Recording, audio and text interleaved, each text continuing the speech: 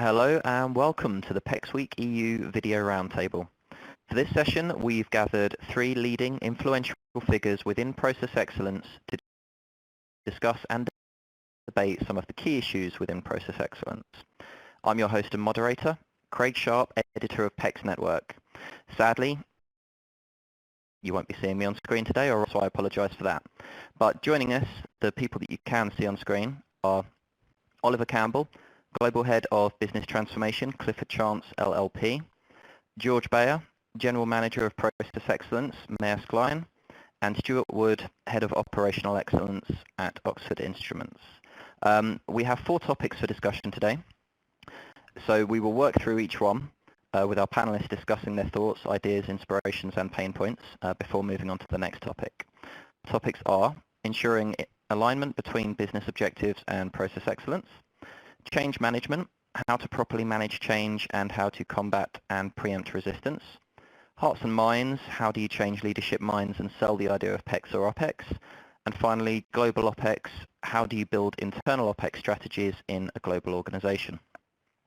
So starting with our first topic, ensuring alignment between business objectives and process excellence, will be Stuart. Hi everyone, thanks very much Craig. So it's very important topic for us, something that we've had challenges with in the past. One of the techniques that we've been looking at and using for this is an X-chart policy deployment process. We found this is extremely helpful in trying to align individuals' activities to the very highest corporate level objectives. People can see precisely in their day-to-day jobs exactly how that will affect the business and align to the objectives of the company. We break the X-chart down from a global corporate level down to business unit levels, and then from the business unit levels down to the individual functional areas. So it's a tool that other people use, but very useful for us.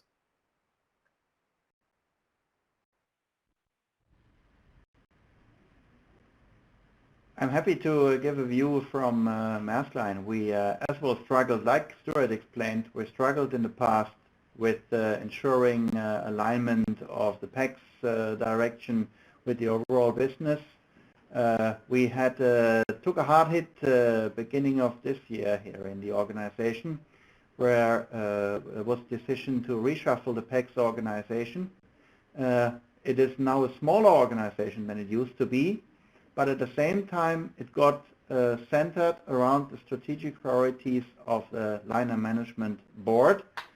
So what we have done here is that the roughly 30 people we have in the organization, they're all put on some of the strategic priorities of the liner management board to support those with the clusters, which is our multiple countries organizations across the globe. So basically we called it a stop at year end last year, reshuffled the organization beginning of this year, and made sure each of the 30 roundabout PEX resources we have is now focused on contributing to one of the strategic priorities of the board.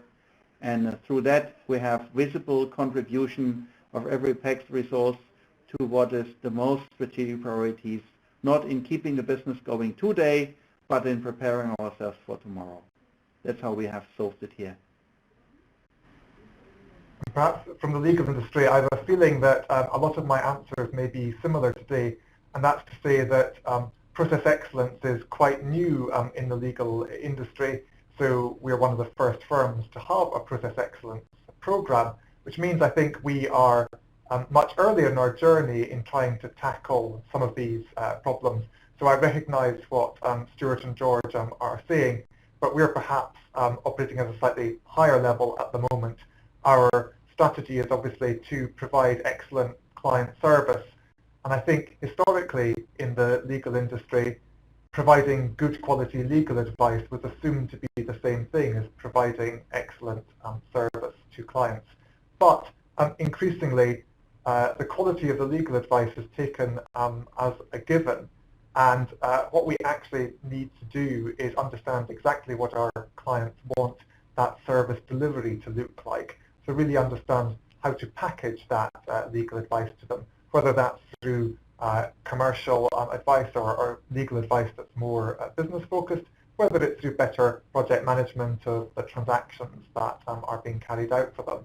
So that quite neatly fits into Lean Six Sigma process excellence concepts of understanding the voice of the customer and client and analysing the way that we work to do that. So at the very highest level, we are totally aligned to the organisation's strategy. However, I think as we evolve over time, we will come to recognise the problems that Stuart and George have already touched on, of actually translating that into something that perhaps is more meaningful for everybody. It's often said that leadership buy-in is perhaps one of the biggest issues facing process excellence teams, and that aligning process excellence projects with executive objectives is one of the keys to that. Would you say it's the primary solution to overcoming executive buy-in? And is it the most important thing?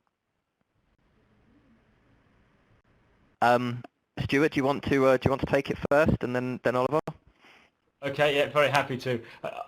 I do think it's a major issue. The leadership need to see what the benefits are to the business and ultimately, I guess, to the customer. So by and large, companies are there to make a profit, and they do that through satisfying the customer and delivering excellent products. And unless the leadership can see the work that you're doing aligns to that, then it is difficult to get their buy-in. I think lots of the lean processes or UpEx processes can be almost damaged by the obsession with tools and not focusing enough on behaviours. But I do think that in this case, using a tool such as the X chart really is useful, because it shows instantly to the senior leadership team exactly how the corporate level goals align to precisely what's happening for us right down onto the shop floor. Oliver, what do you... Sorry, go on. Sorry, Craig. I was going to add that I totally agree that you need to have this alignment to people's objectives. I would actually say that applies not just at the leadership level, but to any sort of element of change management. If you don't incentivize the people or disincentivize them or track or do tools like that, then you won't be aligned with the individual incentives. So that applies to leaders as it does to anyone else. Of course, the legal industry is slightly different. Clearly, we're a partnership, so we have over 600 partners. We have a mild corporate structure on top of that, but we've quite a flat hierarchy. So I actually need to ensure that I'm aligned to the objectives of all of the individual partners that we are dealing with. And I've since discovered, or one of the learnings I have in my role, is that what motivates one partner is usually, or is often not the same as the thing that motivates another partner. So exactly finding out what does motivate individual people and making sure that what you do is aligned to their personal objectives is actually very powerful and ensures that you get their buy-in and support. The commonality, if there is one, is providing excellent service to the client, the customer. So that is a starting point, but you need to refine that for each individual. So it's an overly complex issue for you, because depending on the partner, the objectives, the goals and the aims are very different. There's a unified goal there, other than excellent service to the customer. Exactly. So you need to tailor what you're saying to an individual person or to an individual office to make sure that you've got the proper support. And the challenges will be slightly different as well. So without that clear-cut corporate structure where you may have a small group of executives that you need to please, we have a very large group effectively of executives that I need to please.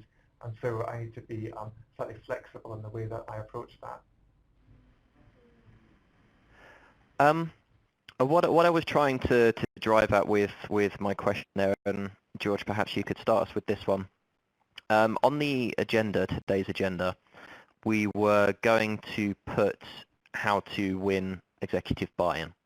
It's a topic that very often comes up. It's a topic that a lot of people discuss. one of the primary, if not the primary response I'm usually given in an interview is that the key to executive buy-in is aligning PEX strategy with company strategy. So for the purposes of the agenda, to provide an example, we skipped right over the initial question and decided to discuss the solution. Do you think that's perhaps what we should now be doing in the wider PEX community? Should we still be asking how to get executive buy-in, or should we take it as a given that it will be linking objectives with objectives and move the discussion further? George, what are your thoughts? Well, my thoughts are that I probably want to reflect on three things here. To answer your question first, the change management part and winning executive buy-in, that obviously is a key thing that is mentioned to any major transformation, any major change projects that you plug into a company. I just had last week, I looked into the operationalizing the customer experience survey from the PEX network, and again we had the same result there, that executive buy-in, top management buy-in, top management support was listed as the #1 barrier or a success factor as well in making it happen. So that is usually indeed the #1 answer. But I tend to agree with you that if we achieve what we discussed as the first agenda item today, how to link what PEX is doing with the business objectives, with the strategy of the business, especially with the preparing for tomorrow part of the business, not necessarily running it today, but preparing for tomorrow. We should be largely there. And once you do that, and secondly then, you're able to demonstrate quickly, because you need some quick wins to keep the executives bought in, and then you need to prove on a longer term that with what PEX is doing, or OPEX, or however this is called in your organization, that you are contributing results and that these results stick so they are sustainable, then winning the executive buy-in is not that much of a challenge anymore. Usually it is the executives who make the decision to start something like PEX, Six Sigma, transformation, OPEX, or however you call it. And once you can prove that this is contributing to the business strategies, to the business objectives, that you are able to deliver results in the short term and sustainable results in the longer term, executive buy-in is not that much of an issue. What I'd like to as well talk about is, however, the change management to the middle management, which in the several organizations that I have worked for in the last about 8 years, that has typically been the change management challenge, that the advisors or the coaches, consultants, PEX people, they get it and the board gets it, but the middle management layers are not always fully bought in. And indeed, what my experience has been is to master that challenge. What we already heard from Oliver is you need to tailor the PEX projects that you are after to make them fit with the individual's objectives. You need to show to the people that what you're doing, what you're trying to achieve is relevant for them and that there is value for them in achieving their relevant strategic or business objectives. I have been running this entire year with deploying a operating system in our organization which was invented in Center, but we have now deployed to basically all the clusters. Sorry, I think just lost my screen. Hopefully we'll be back in a second. Now I can see you again. We can still see you, George. And I can see you now again as well. So we have been deploying this to basically all the regions across the globe. Mm-hmm. And I think what has made me successful in winning the buy-in of the cluster leaders is that each deployment I took as a fresh one. I sat with them, tried to explain to them what we were trying to achieve so I could win their buy-in, that they were seeing the higher purpose of it, and how it would be beneficial for them. And if you do that consistently on the various levels of the organization, then that is really what change management is all about. It's about winning, basically making sense out of what you're trying to achieve for them.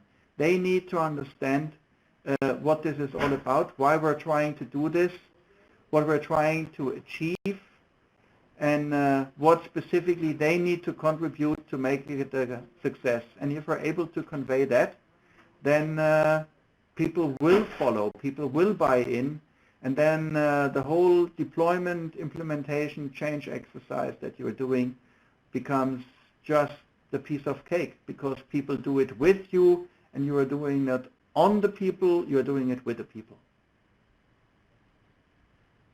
Thank you. Stuart, Oliver, do you have any thoughts on this at all? I think George has put it quite clearly. You're right. You need to get the buy-in at all levels. I certainly agree with the middle management argument. Yes, we see that the leadership brings you in. Often the people at the bottom really understand why and value the change, but the people in the middle fear what's happening, perhaps fear that they're losing control because there's so much contribution from the bottom, and they're used to leading rather than or managing rather than leading and coaching. So there's some skills and training required for that middle level as well.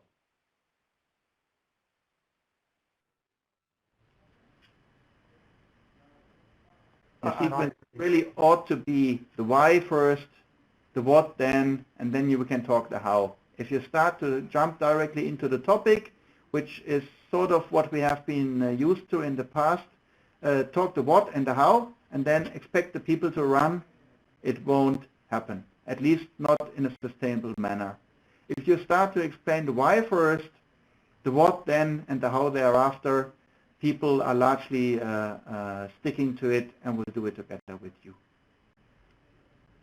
Oliver, you mentioned that your firm is still in the early stages of this, so I imagine the explaining the why is a great deal of what you've been doing recently. Yes, and I agree with that. I think to just take a step back, the highest levels of management are totally bought in. It's explaining it to the terminology doesn't work well in a law firm of mid-level management, because that's probably actually our partnership that aren't in management, and certainly I wouldn't describe them as mid-level management, and they wouldn't think of themselves as such. But taking the message to them is the challenge, because perhaps they don't have the time always to focus on it or think about it. But the why is the most important thing to get across, and perhaps it's the most universal thing. I was interested in what George was saying effectively about trying to roll things out globally. Sorry, I'm noticing that I'm having equal technical problems to George by having lights in my office turn off, so you're not moving enough. I have to move automatically. But in taking the message to other locations, that we all have global functions, and there are differences in culture and differences in practice and differences in people's evolution of thinking. And so actually taking the message to people, if you take the answer to them, there's no way you can expect their engagement. People will be turned off immediately by that. It just doesn't work. People often think it's simple. You've done this process once, or you've done it twice in the first and second locations. You know what the common answer is, and you should just be able to get everybody else around the world simply to do the same. But unless you go back to the why, you're not going to win hearts and minds. And sometimes it can be a bit frustrating for those in the process operational excellence functions, because you probably know where this is going to go, but you have to take a step back, start with the why, let people come to their own conclusions, and almost perhaps more as a control to make sure that the solutions they come up with, the things they decide to implement, are actually the same, and therefore we achieve uniformity globally, but we don't impose it on people. We give them the structure and we support them to come to the same conclusions quite often. But you need to go back to the why, otherwise you really will struggle, I think, to try and share anything. Okay.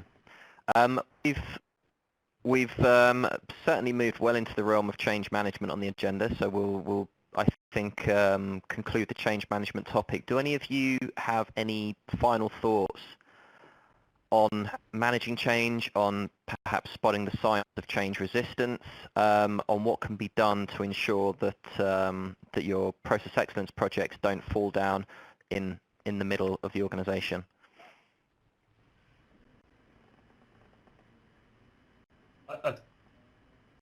Typically, what I do when I introduce the change that I'm bringing to our country organizations these days, I kick it off with a session where I explain to them the why.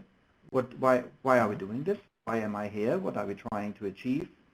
But I spend a lot of time in this very first workshop to win their hearts and minds by asking them what they do expect from me and what they expect from the project, from the initiative, for themselves and for the company. I do as well ask them about the history, about what has made similar transactions, similar exercises successful in the past, so what have been the critical success factors, but as well, what are the things that we have to avoid by all means, because these typically things, behaviors, create roadblocks for the future.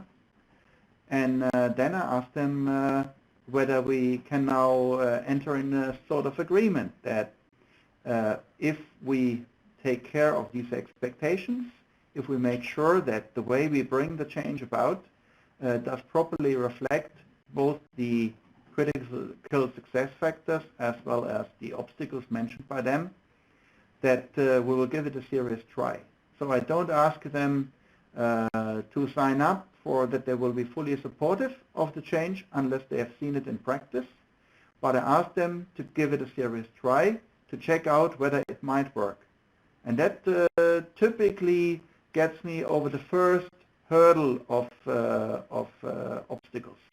I have had a recent experience with one of the country organizations who told me upfront in this very first session that they were change resistors, that they had a culture in the organization as well as in the country, a mindset of being change resistant. And because they were so open about it, I think that was already the first step to break the ice.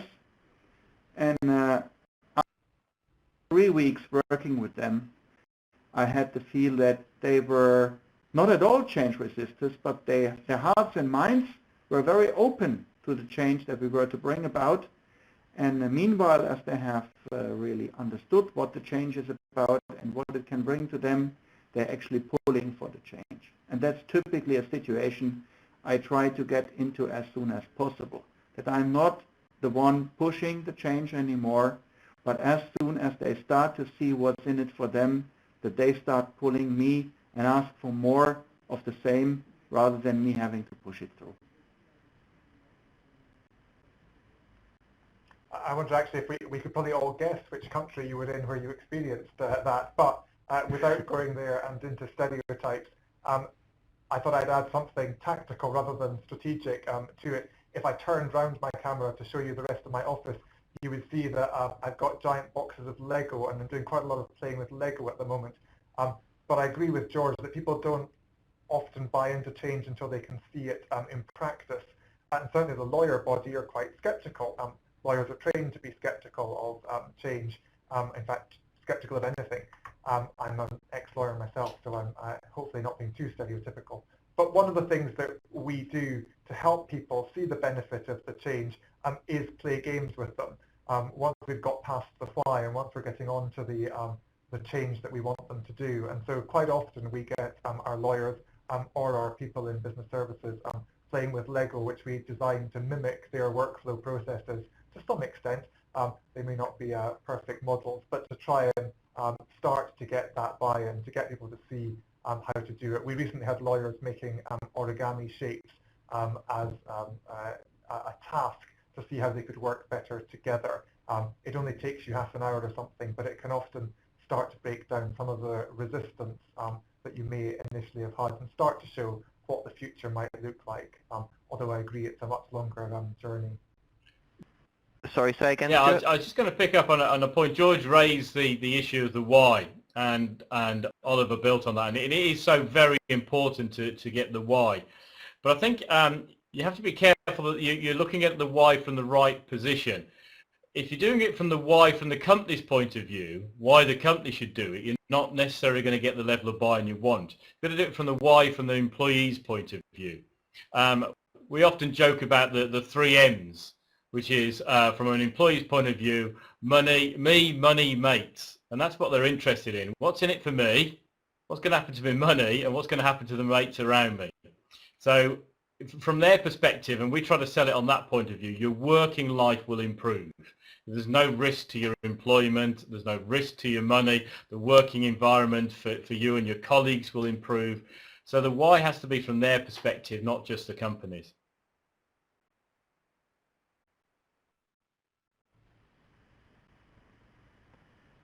I think we would all completely agree with that. And the 3 M's, I like that. I think I may borrow that if that's okay, Stuart. Feel free. And before we move on to the next topic, Oliver, can we see the Legos? Can you show us what you've been working on? Well, so I really do have tubs of the stuff in my office.